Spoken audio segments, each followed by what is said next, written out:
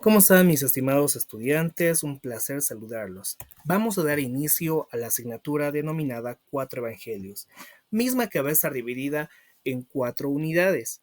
En las primeras 3 unidades vamos a analizar y explicar de forma bastante plena los evangelios sinópticos, es decir, Mateo, Marcos y Lucas. Y en la última unidad vamos a tratar de forma igual, de forma analítica y descriptiva, el evangelio de Juan. Esta primera unidad es el trasfondo y el comienzo del ministerio de Jesús. El capítulo 1 es el nacimiento, trasfondo y primeros años de Jesús, dividido en cinco lecciones. Hoy en esta clase vamos a tratar las primeras 3 lecciones. Existe una coherencia en estos evangelios sinópticos entre Mateo, Marcos y Lucas, una coherencia y similitud de historias, de narración, de parábolas y de contexto, por lo cual vamos a tratarlas de forma cuasi similar mientras desarrollemos las lecciones y los capítulos. La lección 1, la introducción a la vida y las enseñanzas de Cristo. Es necesario conocer el contexto histórico de la vida de Cristo, es decir, en qué tiempo, en qué momento, en qué circunstancia histórica, social incluso, o económica ha nacido Jesús. Y existen 4 periodos entre el Antiguo y el Nuevo Testamento, pero antes de ello es necesario recordar, recapitular la historia de Israel de forma bastante breve. Todos sabemos que Israel es descendencia de Abraham. Por casi 400 años fueron conquistados, fueron esclavizados por los egipcios. Moisés los lidera para salir de Egipto y tras 40 años en el desierto llegan a Canaán, en el cual conquistan la tierra prometida de 7 naciones que estaban asentadas allí. Una guerra bastante larga y bastante tediosa. En este periodo surgen los jueces y más adelante con Saúl inicia el periodo de los reyes y es allí donde surgen más adelante los profetas. Con el tiempo, Israel se divide en dos. El reino del norte, que estaba compuesto por Israel, donde estaban 10 tribus, y el reino del sur, denominado el reino de Judá, compuesto por 2 tribus. Israel, el norte, fue conquistado por los asirios en el 722 a.C.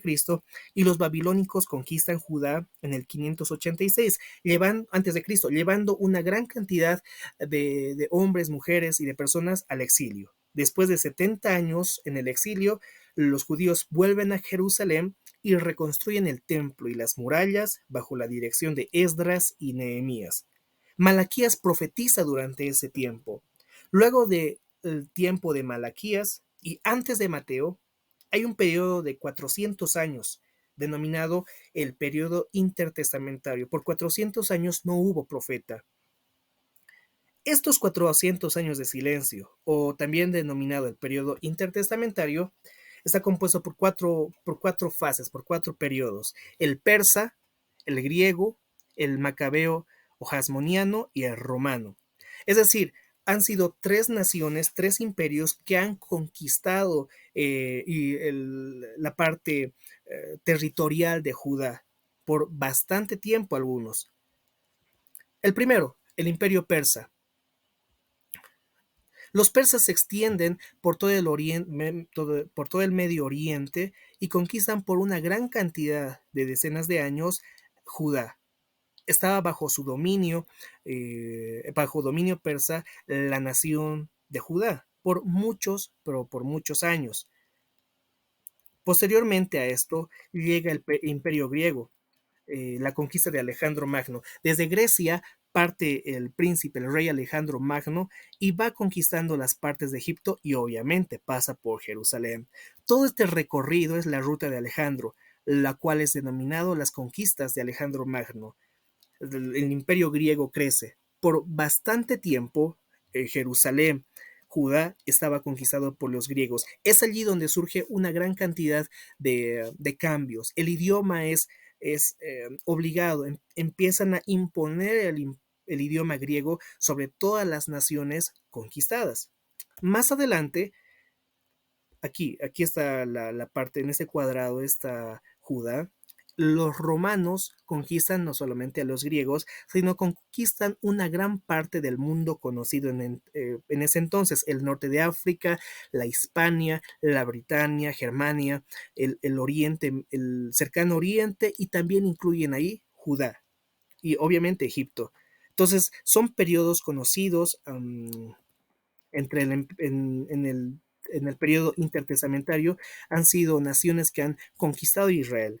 Pero antes del Imperio Romano hay algo que se llama el periodo macabeo, donde israelitas se rebelan. En los libros deuterocanónicos nos menciona cómo los israelitas, con la llamada la revolución macabea, se rebelan contra los griegos, quieren formar su propia nación, su propia organización social, de país, estatal. Obviamente eso es apagado y es acabado por el Imperio Romano. Obviamente Roma conquista Judá y lo convierte en una provincia más. Aquí podemos ver el contexto territorial, si vale el término, en el cual nace Jesús. Aquí está Judá, Samaria, Galilea, una gran cantidad de territorios que estaba compuesto el reino de Judá. Entonces, vemos el ambiente político ahora de la vida de Cristo. Allí está compuesto por los romanos y los Herodes. Los romanos, como lo vemos en esta imagen de acá, tenían como conquista a Judá y nombran en el territorio a gobernadores locales, quienes reinaban en las provincias y distritos. Entonces los romanos también traen ley y traen orden, empiezan a construir caminos los romanos. Es algo en lo que han beneficiado a toda la región de Asia, de África y también de Europa. Trajeron ley y orden, construyeron caminos y nombraron gobernadores locales. Ahora bien, en este territorio de acá, denominado Judá, los romanos han puesto reyes, y justamente la dinastía de los Herodes. Ahí está Herodes el Grande, quien era rey de todo este territorio de Judá cuando nació Jesús, Herodes el Grande. Luego están sus hijos, Herodes Arquelao, Herodes Felipe, Herodes Agripa, luego algunos nietos también, y también ahí tenemos a un gobernador puesto ya en el año 26 después de Cristo por los romanos, llamado Poncio Pilato. Aquí vemos cómo todo ese territorio de acá, en la imagen, era el territorio conquistado donde reinaba Herodes el Grande. A su muerte, los hijos empezaron a gobernar diferentes territorios como Galilea, Samaria, Idumea, Judea, Perea, Decápolis, Traconite. Sus hijos empezaron a gobernar como lo ven en la imagen de acá. ¿Cómo era el ambiente religioso de la vida de Cristo? ¿Cuál es el contexto histórico judío y grupos y vocablos? El contexto histórico judío. La creencia de los judíos. Es necesario mencionar que los judíos creían en un solo Dios, algo que diferenciaba a las naciones aledañas a los judíos, como por decir los asirios. Más al norte estaban los griegos, el imperio romano mismo. Algo que diferenciaba a los judíos de las otras naciones son sus creencias. Los judíos creían en un solo Dios, eran monoteístas, 100% monoteístas, y creían también, o algo que los distinguía, creían al 100% en la ley de Moisés. Y el contexto, las raíces judías, como lo dije al inicio, estas son, hace bastante tiempo, estaba compuesto por 12 tribus de Israel. Años más tarde, Israel se divide, ahí es el reino de Israel y el reino de Judá, y mucho más adelante los babilónicos conquistan. Si se dan cuenta, Judá e Israel es una nación que casi constantemente ha sido dominada, conquistada por imperios, por potencias extranjeras, casi siempre. Es por eso que muchos judíos esperaban que venga un libertador, algo así como un Moisés que los libere de Egipto. Ellos esperaban en ese tiempo que los liberen de los romanos. ¿Cómo era el ambiente religioso cuando Jesús nació? ¿Cuál era el contexto judío?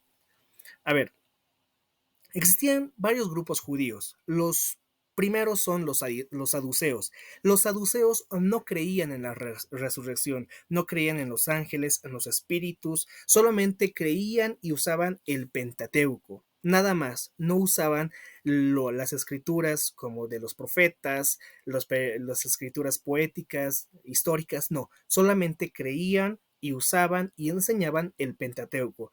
Génesis, Éxodo, Levítico, Números, Deuteronomio. No creían en la resurrección, en algo espiritual, los espíritus, no creían los saduceos, y eso enseñaban.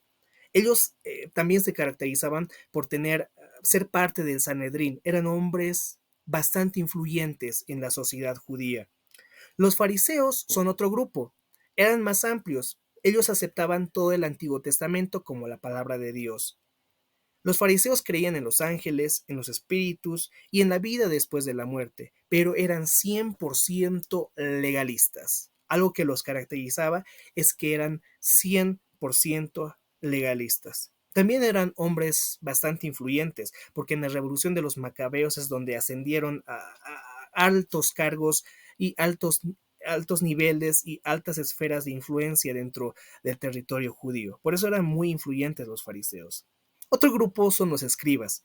En su mayoría eran afiliados al grupo de los fariseos, pero eran un grupo aparte, se distinguía, decían, creemos en lo que los fariseos creen, pero somos diferentes, somos un grupo aparte.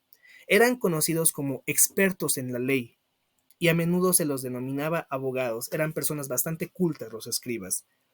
Obviamente, en todo este escenario había cierto grado de discriminación a los que no eran parte de su grupo, a los que no eran parte de su élite, así sean saduceos o fariseos o escribas, lo demás fuera de ellos era vulgar. Otro cuarto grupo judío que existía en los territorios judíos eran los herodianos. Eran personas que favorecían a Herodes el Grande, eran partidarios de los hijos del rey, de los príncipes, de la familia de los Herodes, los herodianos, enemigos de Jesús al 100%. Ahora bien, es necesario mencionar qué son los evangelios sinópticos para que demos luz a esto. En los libros de Mateo, Marcos y Lucas, como lo dije al inicio, son conocidos como los evangelios sinópticos. Sinóptico significa juntos, óptico significa vista, por tanto, sinóptico significa visto junto. Mateo, Marcos y Lucas describen la vida, describen las enseñanzas de Cristo de una misma manera, de una forma narrativa muy similar. Lo escriben, lo narran como si ellos hubieran estado ahí, narrando como si estuvieran ahí, al lado de Jesús, cerca de Jesús, y escriben, explican la vida de Jesucristo, estando ellos ahí, siendo testigos de primera fuente, bajo la observación. Por esa razón denominamos esto, Mateo, Marcos y Lucas, como los evangelios sinópticos. Estos evangelios sinópticos nos hablan, nos relatan bastante de los milagros, las parábolas, las enseñanzas, la vida de Jesús. Pero Juan solo escoge, a diferencia de Mateo, Marcos y Lucas, Juan solo escoge 7 milagros, unas cuantas enseñanzas y ni una parábola. Mateo, Marcos y Lucas también, una diferencia, enfatizan el ministerio de Jesús en Galilea, pero Juan enfatiza el ministerio de Jesús en Judea. Entonces, tienen diferencias estos evangelios, los sinópticos de Juan. Juan ha sido escrito muchos, pero muchos años después que Mateo, Marcos y Lucas. Entonces, tiene otras características muy distintas a los evangelios sinópticos. Mateo, para dar más claridad a esto, Mateo se enfoca en demostrar que Jesús es el Mesías judío. El público al cual escribe Mateo son los judíos. Por eso lo menciona bastante el Mesías y el Mesías. En Marcos y en Lucas no lo mencionan, no lo enfocan a Jesús desde ese ángulo. Entonces Mateo también se destaca en hablar de la genealogía de Jesús, en el cumplimiento de las profecías del Antiguo Testamento, porque los israelitas, los judíos estaban esperando a su Mesías prometido. Entonces Mateo escribe específicamente para ese público, los judíos. Por esa razón resalta sus enseñanzas. El público al cual escribe Marcos es otro. Marcos resalta que Jesús es un siervo, omite su genealogía, se centra En sus acciones incluye numerosos milagros y sanidades. Marcos habla principalmente a un público romano. Es como si escribiera a los habitantes del imperio romano. Y no estoy hablando solamente de los romanos que viven en Roma, sino de todas las personas que viven en el amplio territorio de Roma, diferentes naciones, diferentes lenguas, diferentes etnias y reinos dentro de Roma. Entonces, Marcos habla que Jesús es un siervo, es un servidor. Por esa razón en el libro de Marcos no menciona su genealogía, porque a nadie le interesa la genealogía de un siervo, de un Dios que es siervo y servidor. Entonces, por esa razón Marcos se centra en las acciones. Incluye numerosos milagros, incluye sanidades, el Evangelio de Marcos. Lucas, el público de Lucas son los gentiles, principalmente los griegos, pero también los gentiles, toda aquella persona que no es judía, que no es letrada. Lucas escribe y subraya que Jesús es el Salvador de toda la humanidad. Por eso escribe para los gentiles y se enfoca en el propósito de Jesús de buscar y salvar a los perdidos. Es por eso que la genealogía de Jesús va más allá, va mucho más allá de Abraham. Y lo vamos a estudiar con más detalle más adelante. El mensaje, ahora en la lección 3 hablamos del nacimiento de Jesús. Ahí podemos ver el mensaje de Gabriel a Zacarías en Lucas capítulo 1, del 5, versículo 5 al 25. Ahí vemos el mensaje del ángel Gabriel a Zacarías. También en Lucas 1, 26 al 38 podemos ver el mensaje de Gabriel a María. Ahí se enfoca en tres principios, que el reino de Cristo no va a tener fin. El segundo principio que encontramos ahí es que no hay nada imposible para Dios. Eso lo vemos en Lucas 1:37. Y vemos ahí también cómo se congracia el Señor con María. Y ahí se ve el principio de qué tipo de fe le agrada a Dios. En todo este capítulo de Lucas, capítulo 1, y también en el capítulo 2 hasta el versículo 40, hay 5 proclamaciones, o también denominados cánticos navideños. Navidad significa natividad o nacimiento. Entonces, ante el nacimiento de Jesús hay 5 proclamaciones bastante interesantes y con bastante significado que lo mencionan estas personas. Elizabeth, por ejemplo, canta, proclama de la bendición que viene al creer en Dios. María canta, proclama y se regocija en Dios su Salvador. Zacarías canta de Jesús, nuestro poderoso, y ahí menciona en el libro de Lucas el cuerno de salvación. ¿Por qué habla la Biblia el cuerno de salvación? Porque cuerno representa autoridad. El que tiene el cuerno tiene poder. Esa es una representación simbólica que menciona en el libro de Lucas. Y también los ángeles cantan, proclaman la gloria de Dios y de la paz. Y finalmente Simeón, un judío bastante cercano al Señor, canta, habla, proclama la salvación para los judíos y para los gentiles. Estos son las primeras 3 lecciones que encontramos en esta primera unidad. Bastante interesante es esta lección. Es necesario comprender de forma bastante plena el contexto histórico, el contexto social, el contexto territorial en el cual Jesús nació, porque eso nos va a ayudar a poder entender de qué forma Jesús tuvo que tratar, tuvo que hablar con los fariseos, hacia los romanos y hacia los gentiles.